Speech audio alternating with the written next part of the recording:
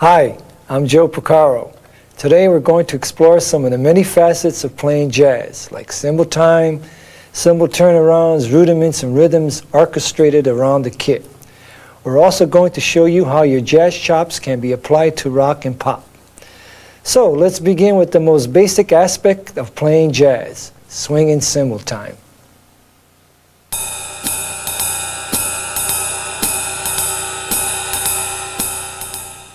The jazz cymbal beat is based on the triplet feel. Triplets are counted like this: 1 to 2 to 3 to 4 to 1.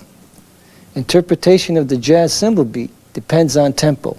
For medium to fast tempos, you can play the cymbal rhythm based on the eighth note triplet feel like this: 1 to 2 to 3 to 4 to 1 to 2 to 3 to 4 to 1 to 2 to 3 to 4 to 1. If you don't want to count it, you could vocalize it like this: 1 to 2 to 3 to 4 to please shut the door, shut the door, shut the door, shut the door. Now I'll play it on the cymbal for you. 1 to 2 to 3 to 4 to.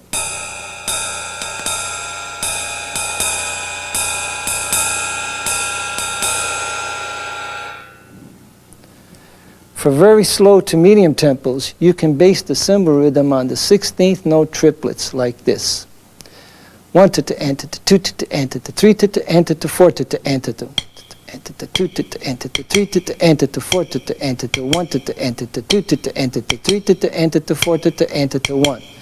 Or you can vocalize it: 3 to enter to 4 to enter to please shut the door, shut the door, shut the door, shut the door. And now on the cymbal: 3 to enter to 4 to enter to.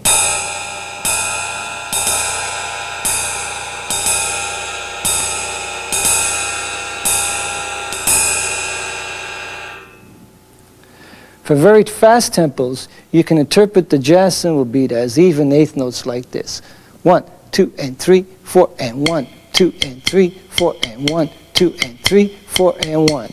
Or you could vocalize it: 1, 2, and 3, 4, and please shut the door, shut the door, shut the door, shut the door. Now let's play it up to tempo. 1, 2, 1, 2, 3, 4. Now let's play it on the cymbal. 1, 2, 1, 2, 3, 4.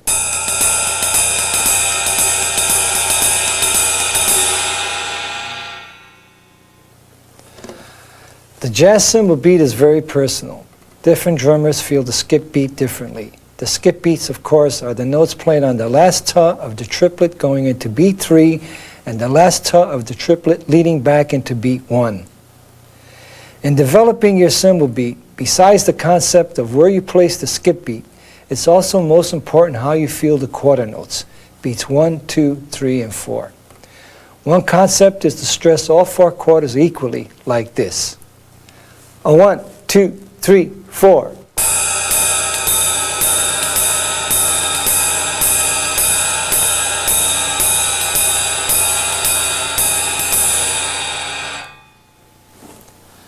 Another concept is to stress 2 and 4 like this.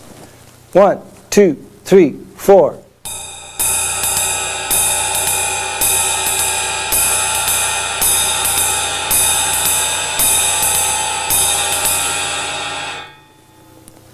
Or you can stress 1 and 3 like this. 1, 2, 3, 4.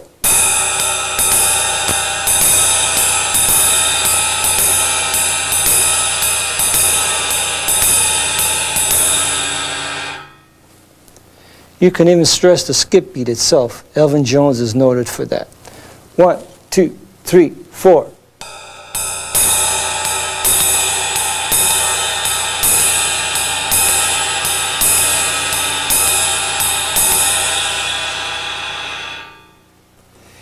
Each of these methods has been used by some great drummers, and they've all made them swing. What's important is not that you choose one method over the other, but that you make it work for you and swing. Listen to some of the early Miles Davis jazz records, John Coltrane, Max Roach, Shelly Manne. Check out the drummer's cymbal style and you'll see what I'm talking about.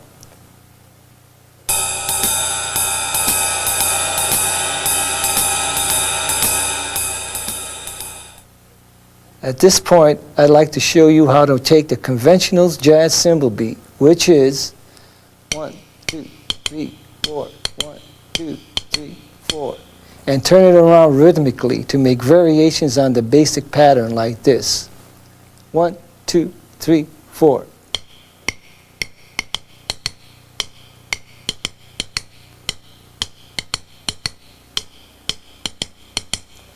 Now let's take this same cymbal turnaround and use it to punctuate a 4-bar phrase.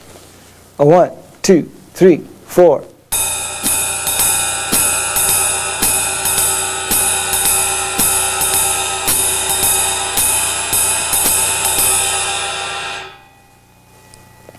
As you can hear, this small change in the 4th bar serves as a punctuation that leads the listener and the band into the next phrase. Here's a few more variations. 1, 2, 3, 4.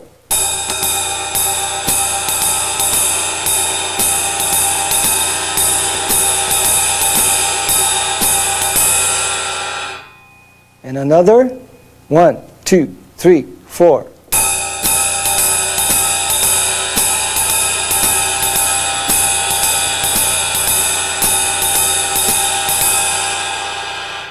And another. 1, 2, 3, 4.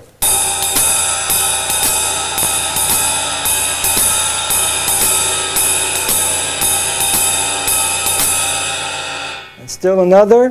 1, 2, 3, 4.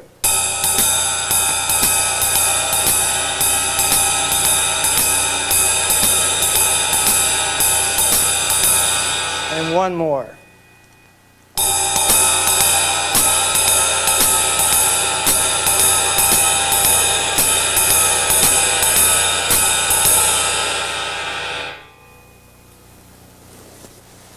You should play all of these turnarounds in a 4-bar phrase. That's 3 bars of time followed by a turnaround.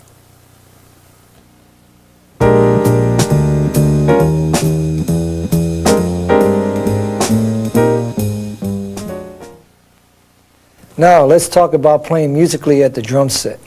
The tune we played at the beginning of the tape, called Blues by 5 by Miles Davis, is a great example of the basic 12-bar blues. The theme or head is 2 choruses long. That's 1 time through a 12-bar chorus, then 1 repeat. So the song is really 24 bars long. After the head is played twice, each soloist then improvises over 2 or more 12-bar choruses. So the basic blues is made up of 3 4-bar phrases, and that's 1 chorus. It's the drummer's job to punctuate the song form using cymbal turnarounds and fills, which are made up of rudiments, rhythm patterns, and time patterns, orchestrated around the drum set. Okay, Tom is going to play the first 4 bars of the melody on the piano. Listen for the space at the end of the phrase. Tom?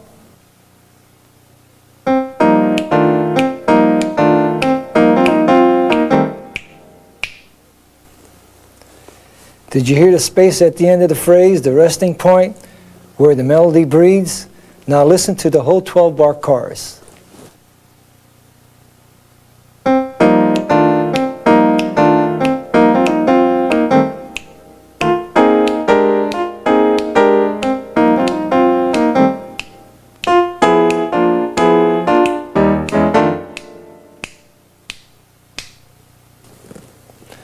Again, notice the spaces at the end of each phrase where the melody breathes. Those resting points at the end of the 4th, 8th, and 12th bars are where you would use punctuation devices like cymbal turnarounds and drum fills. Now let's play one chorus with the band using some cymbal turnarounds to punctuate the song form.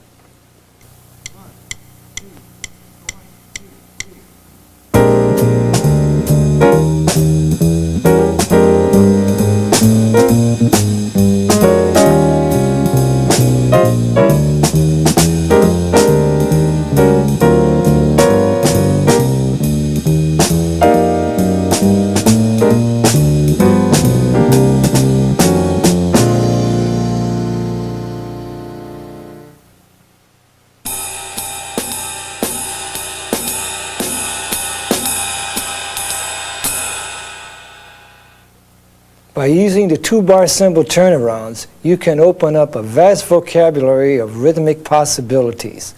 One concept is playing in 3 over 2 bars in 4/4 time. It's a rhythmic technique often used by Indian drummers called a T-high. A T-high is a 3-beat rhythm, repeated 3 times over a 2-bar phrase in 4/4 time. The last note of the 3rd repeat will be on the downbeat leading into the next phrase or chorus, like this. 1, 2, 3, 4. 1, 2, 3, 4. 1, 2, 3, 4, 1. As you can hear, this creates a 3 against 4 over the bar line feel. Now let's apply the jazz cymbal beat to the T-high. 1, 2, 3, 4. 1, 2, 3, 4. 1, 2, 3, 4, 1. Here are some variations, this time using a 4-bar phrase. I'll play 2 bars of regular cymbal time, and the 3rd bar, I'll start the T-high to punctuate the 4-bar phrase. 1, 2, 3, 4.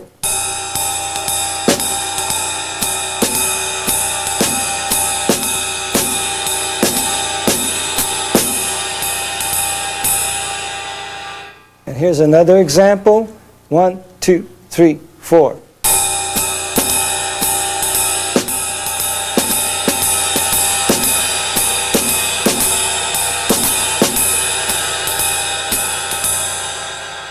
And still another. 1, 2, 3, 4.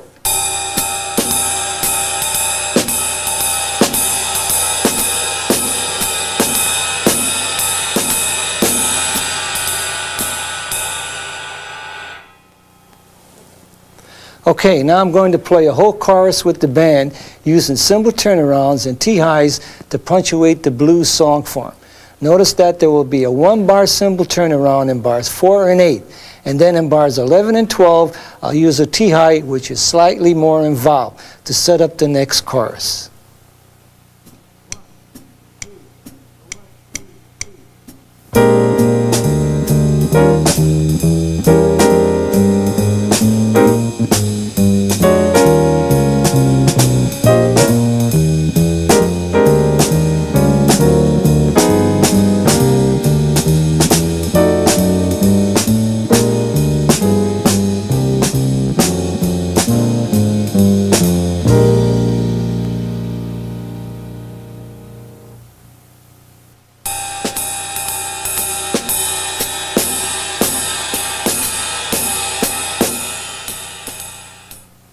Let's expand your vocabulary of 2-bar turnarounds by using tied notes to alter the rhythmic feel of the cymbal pattern.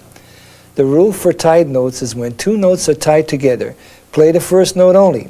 You can think of the second note as taking the place of a rest of the same duration. I'll play each example first without the ties, then again using tied notes so that you can hear how it alters the feel. Now here's an example without the tie. 1, 2, 3, 4, 1, 2, 3, 4. And now here's the same example with the tie. 1, 2, 3, 4, 1, 2, 3, 4. Now let me give you another example without the tie. 1, 2, 3, 4. 1, 2, 3, 4. And still again, now the same example with the tie. 1, 2, 3, 4. 1, 2, 3, 4. Okay, now we can get into the 2-bar phrases using tied notes. Here are some examples in a 4-bar phrase. 1, 2, 3, 4.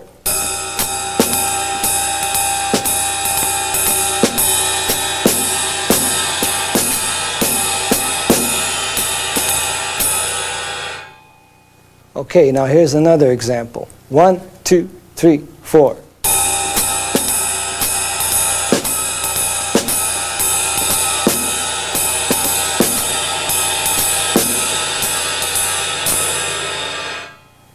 And then one more. 1, 2, 3, 4.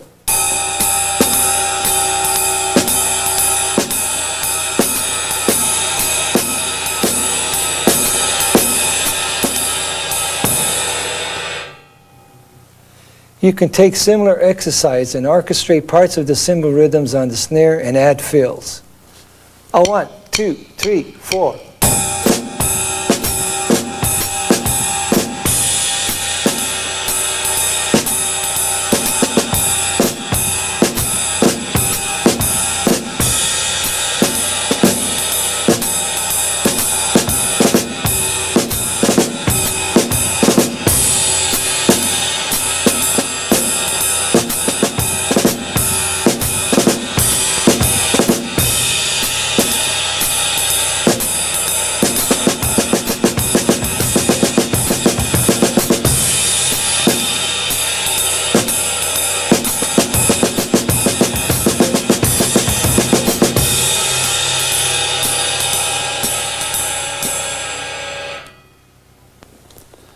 Okay, you should practice all of these exercises in a 4-bar phrase.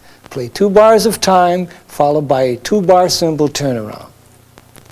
As an exercise, memorize all of the cymbal turnarounds and play them at all tempos, from very slow to very fast. There are many areas you must be aware of when playing any style of music at the drum set. Of course, the #1 priority, no matter what style of music, is to develop steady time with a good feel. After that, being aware of the song form is very important. Developing good hand technique, learning the rudiments, learning the sight read, and studying music theory are next in order. Knowing how and when to punctuate the song form with cymbal turnarounds and drum fills is the next step. And last is developing motifs and solos through the use of orchestrated rhythms like rudiments, polymeters, and odd meters orchestrated around the drum set.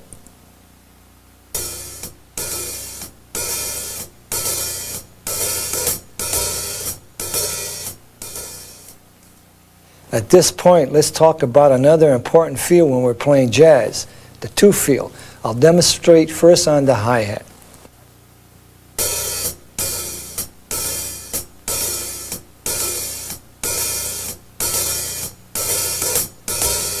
The bass drum can be played lightly on 1 and 3 for starters. It should never be played loudly, rather more felt than heard. Of course, it can be brought out more when accenting with cymbal or open hi-hat. After you're comfortable with the basic rhythm, you can begin to improvise more while keeping the basic 2 feel.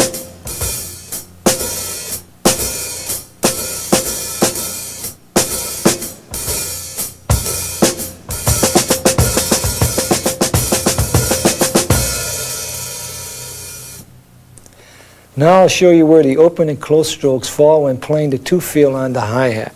I'm going to open on 1, close on 2, then I'm going to open on the skip beat of 2, going into 3, then I'm going to leave it open on 3, I'm going to close on 4, then I'm going to open on the skip beat of 4 going back to 1, and then I'm going to have 1 open again. So here we go. Here's a demonstration. 1, 2, 3, 4.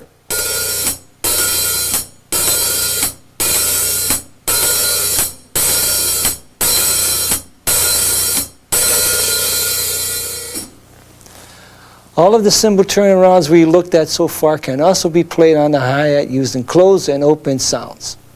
Here's a 1-bar turnaround. 1, 2, 3, 4.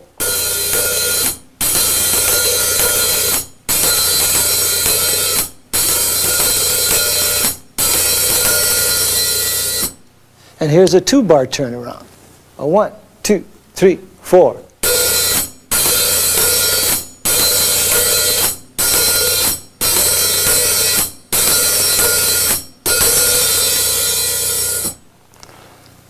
Here's a 2-feel on the right cymbal. A 1, 2, 3, 4.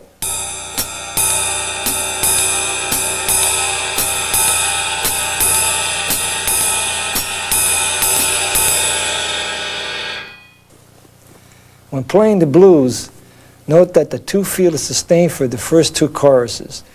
The third time around, however, you can slide into a walking 4-feel for the solo choruses. Let's see how it sounds with the band.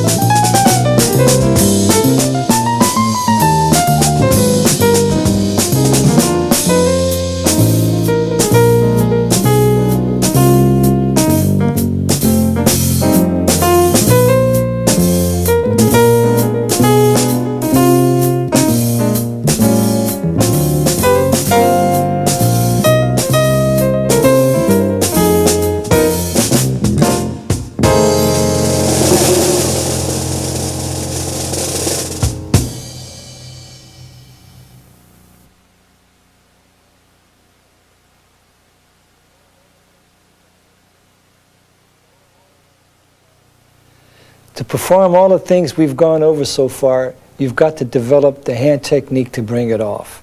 And that requires some backing up and getting down to some basic exercises.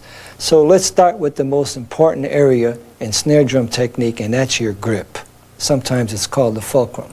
So the thumb is across from the index finger, the first knuckle, and you see that there's some space here. And this is what the grip should look like. Then your fingers go around the stick, and by keeping the stick against and across this first knuckle, the stick is kind of in line with your forearm. So it looks like this. So, and of course this goes the same when you're doing match grip. In your left hand, the stick goes right under the thumb, thumb straight, 2 fingers over, 2 fingers underneath. The back of your wrist should not be bent, way in or way in, just natural, just in line with your forearm. And you bring the stick up.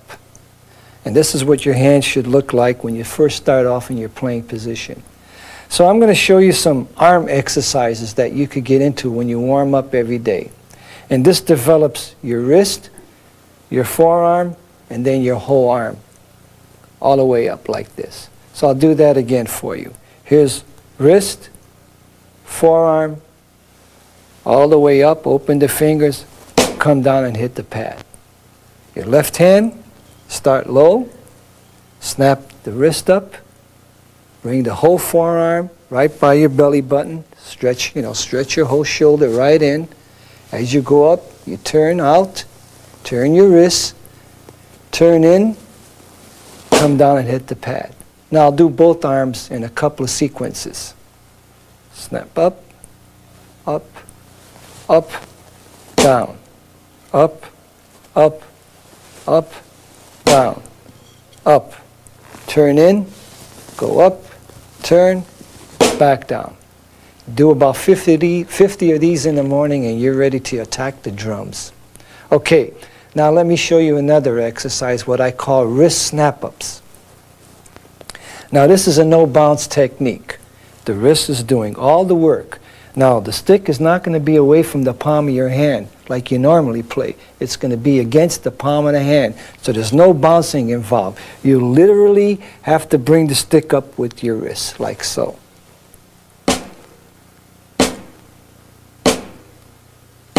Left hand, turn up. And here's a roll exercise to develop your second stroke in your roll. Down, up, down, down, up, down.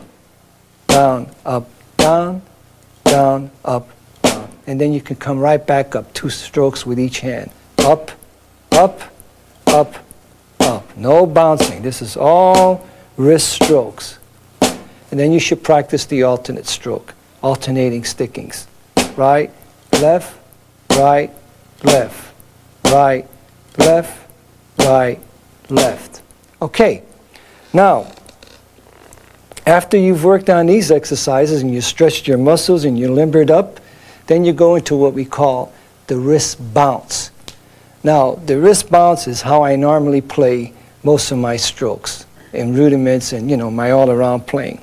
And what I try to do is to let the stick bounce off the drum head, just like you would let a ball dribble when you dribble a ball, bouncing ball. Same effect.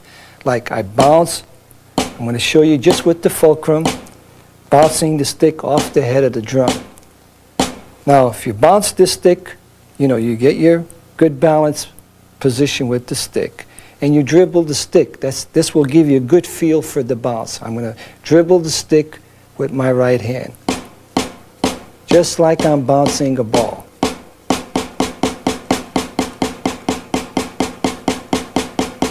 So then, once you get the feel, it feels pretty good, then you do it with your wrist. And if you notice this time now the stick is away from the palm of the hand. So now I'm into what we call a wrist bounce. Playing off the head. I'm drawing the sound right out of the snare drum. Traditional grip, same thing. I'll do it without the fingers at first. I'm going to bounce off.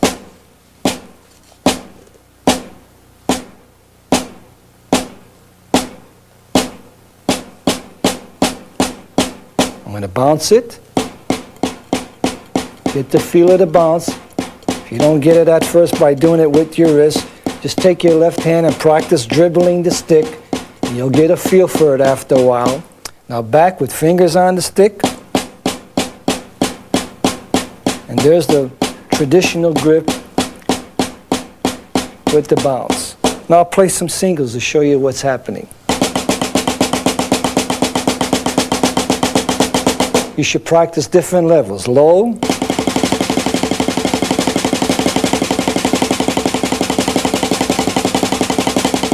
and then high.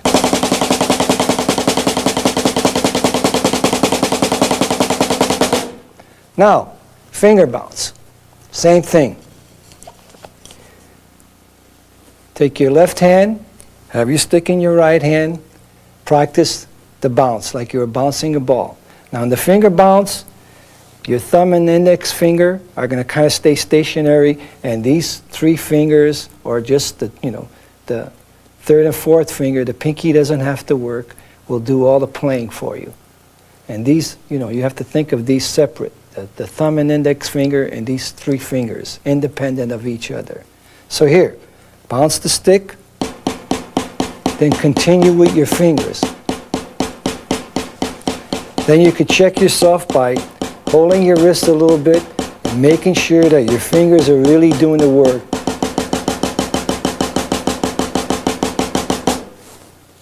Left hand, traditional grip, same thing.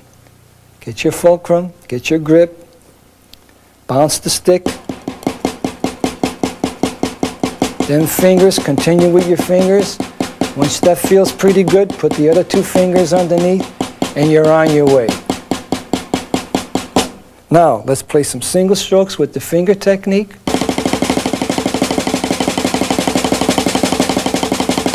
And then some double strokes.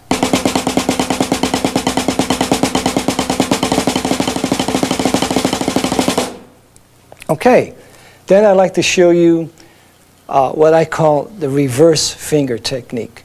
And this is very useful for when you want to play a very relaxed style in jazz playing. So, this is pretty complicated. I'm going to show you the first stroke in 2 sections, and then we'll do it all in 1 section. Here's the first stroke. Start with your fingers on the stick, stick away from the palm of the hand. You close the fingers on your downstroke. Then you bring the stick back up. And you start all over again. This is the first stroke in 2 sections. Again, close, bring the stick up. Now I'm going to show you this first stroke again, but you're going to do all 2 of those strokes in 1 movement, like so. Close and come right back up. Once again, don't forget, start open, fingers away from the palm of the hand. Close and come up at the same time. That's the first stroke. Now the second stroke, you hit the pad and you open your fingers. That's all that's involved in the second stroke. So we have close, open, close, open, close, open. And as you can see, this is being done in kind of a mechanical way right now, just to get the feel of the close and open. Now, we do the same thing, a little faster, except we start to bounce. Really relax. Let the stick do all the work, and you just make the motions of close and open. A little faster, and you're on your way. A little faster.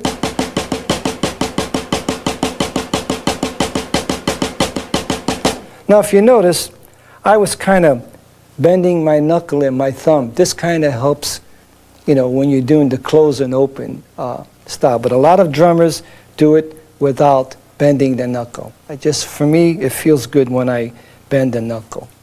But it's not a must. Okay. Now, that's for when you're keeping regular time. You know, close, open, close, open, close. So you're closing on downbeats, like 1, E, and 2, E, and 3, E, and 4, E, and or 1, and 2, and 3, and 4, and 1, and 2, and 3, 4, and 1. Okay, now for the open roll, the stroke is done opposite. You start with the close stroke, you open the first note, you close the second note, but you make sure you bounce up also. So it's open, close. There's your double stroke. Open, close, open, close, open, close, open, close. Put 2 together, open, close, open, close. Open, close, open, close. And then keep going. Open, close, open, close, open, close, open, close. Now do a little faster. This is what I call separate doubles. It's a great exercise to make sure that that second stroke is happening. Don't play a long roll and the second stroke isn't happening and you're just wasting time.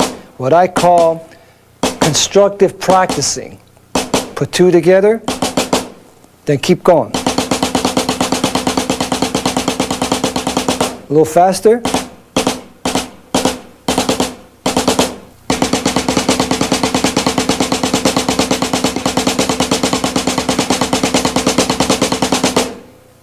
So let me show you one last technique about using the reverse finger technique.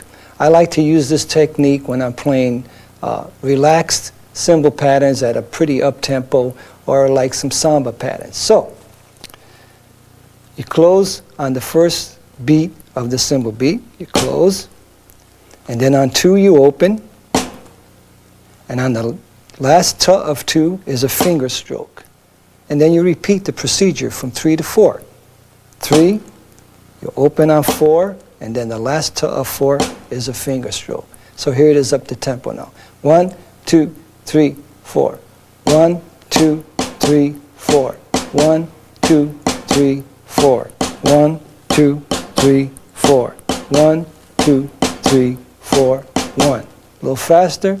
1, 2, 3, 4. 1, 2, 3, 4. 1, 2, 3, 4. 1, 2, 3, 1, 2, 3, 4, 1. A little faster with the even, like for a samba feel, even eighths.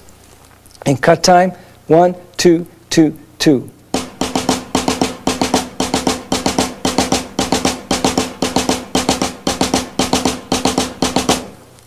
Okay, in closing about this hand technique, let me just say that I showed you where the grip is in the first knuckle, and again, some drummers hold it in the second knuckle, some drummers hold it the first knuckle with the second finger, some drummers play flat-handed, you know, with the stick extension of their forearm like this. Some great drummers play what they kind of call a French grip. They turn their hands over sideways and play fingers. I've heard some incredible drummers. So, some drummers, a lot of Scottish drummers, instead of the thumb being straight in the traditional grip, they kind of cradle the stick and bend the knuckle.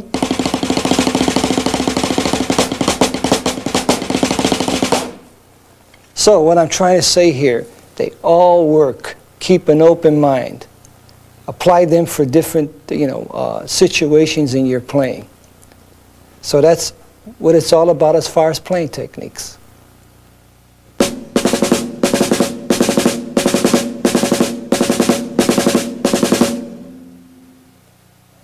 Basically, rudiments are combinations of single and double stroke stickings. Drummers, past and present, have relied on snare drum rudiments as a means to invent fills and patterns for solos and even for keeping time. In fact, every fill you've ever done is made up of some combination of rudiments, like the 3-stroke ruff, the 5-stroke roll, and the paradiddle diddle.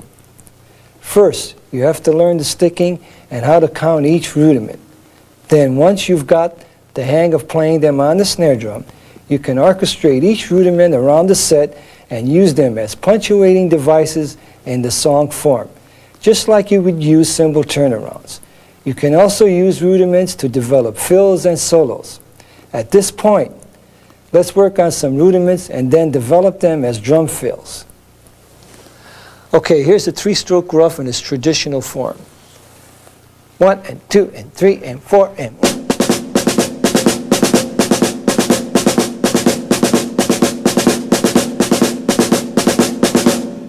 Okay, here it is with a jazz feel.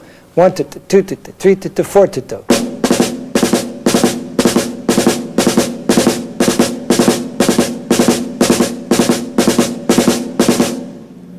Okay, here's a 3-stroke ruff as a fill to punctuate the 2-bar phrase. 1, 2, 3, 4.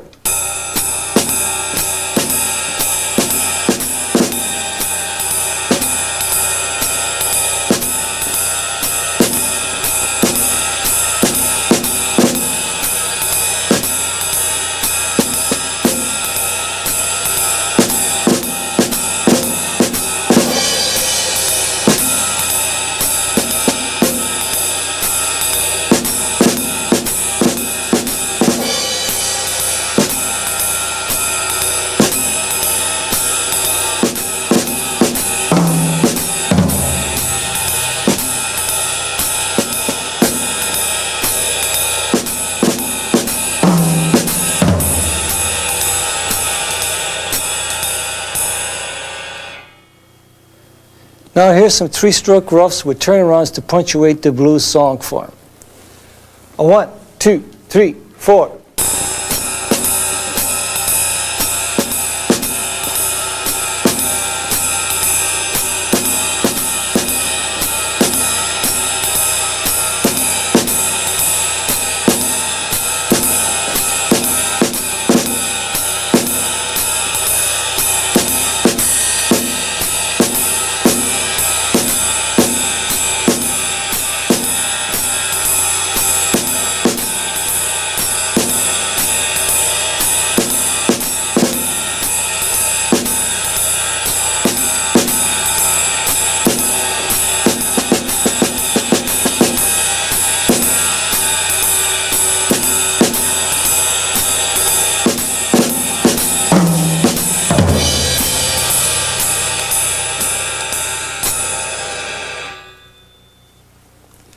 Okay, now for some three-stroke rough variations in 3/4 time. First on the snare drum. A 1, 2, 3, 2, 2, 3.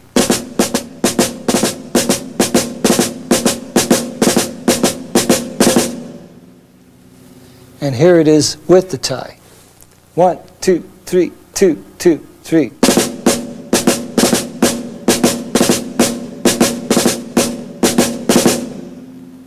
Okay, now let's orchestrate them up on the cymbal. 1, 2, 3, 2, 2, 3.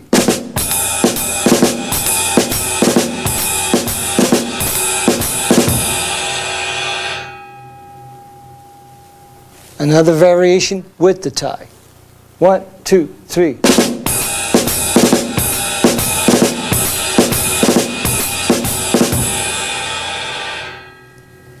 Okay, here's a couple examples of jazz cymbal beats in 3/4 time. 1, 2, 3, 2, 2, 3.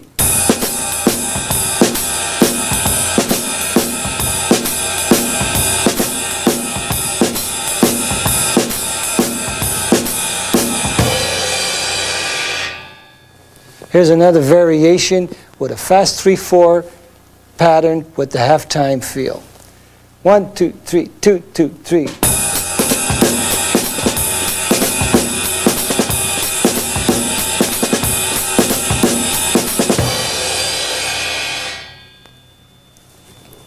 And now let's add a fill in a 4-bar phrase. 1, 2, 3, 2, 2, 3.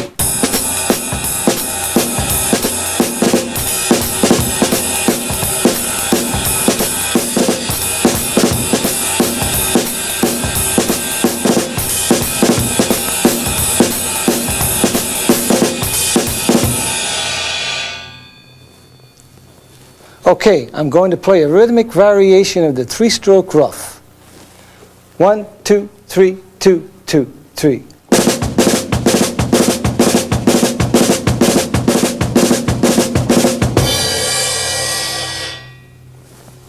Okay, now let's use the same rhythmic variation in a 4-bar solos, 4 bars of time in front. 1, 2, 3, 2, 2, 3.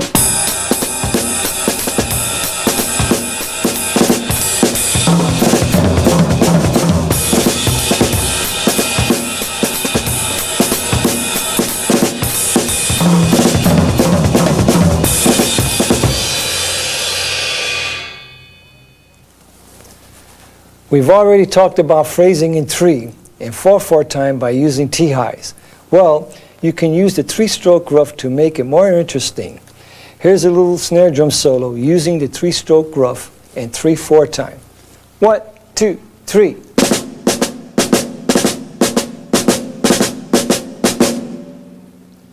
If we play the same 3/4 pattern in 4/4 time, we end up with a 2-bar T-high like this. A 1, 2, 3, 4.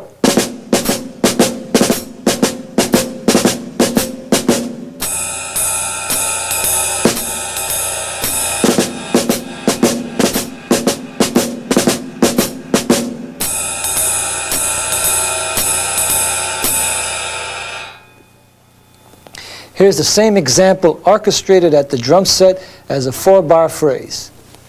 1, 2, 3, 4.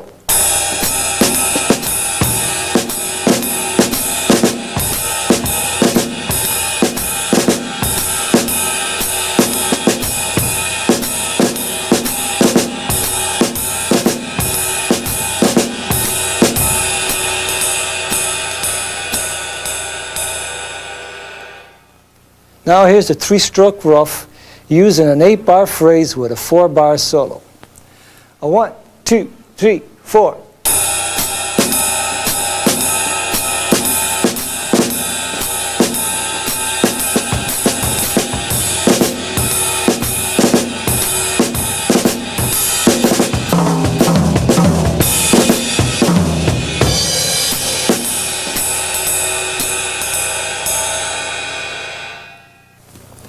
Okay, you can do the same types of things with the 5-stroke roll. The 5-stroke roll consists of 2 rights, 2 lefts, and a right, then 2 lefts, 2 rights, and a left. Now I'm going to be playing the 5-stroke rolls as 30-second notes starting on the count of N, like so. 1, and 2, and 3, and 4, and.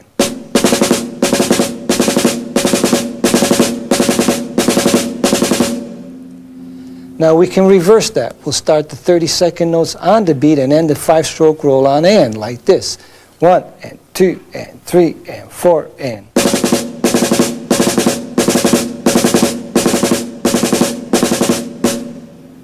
And then here's still another variation. I'm going to play 4 30-second notes and 2 16th notes. Now sometimes this is called the 6-stroke roll. 1, and 2, and 3, and 4, and.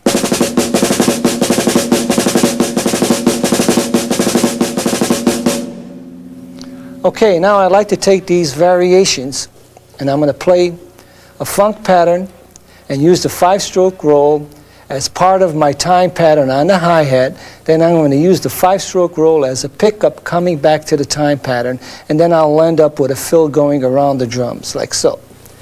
1, 2, 3, 4.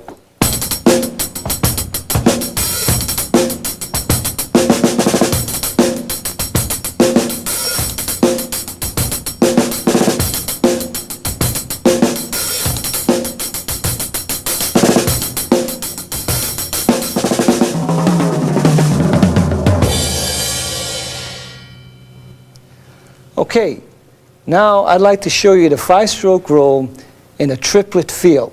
I'm going to count 8th note triplets and give you another variation of the 5. 1, 2, 3, 4.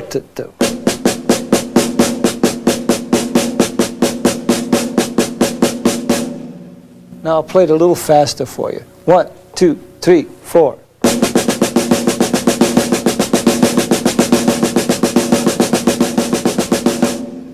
Now, we could take this and put the accents up on the cymbal, like so. 1, 2, 3, 4.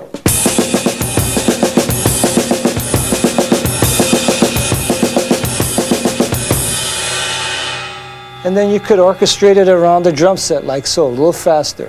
1, 2, 3, 4.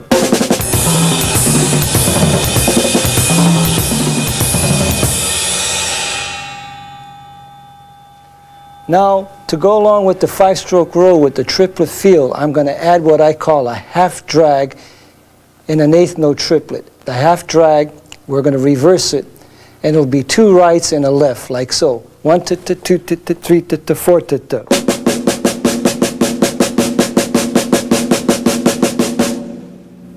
Now I'm going to combine that as a solo with the 5-stroke roll and this reverse half drag. 1, 2, 3, 4.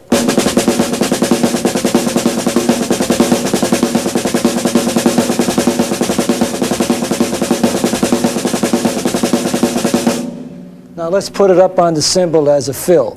1, 2, 1, 2, 3, 4.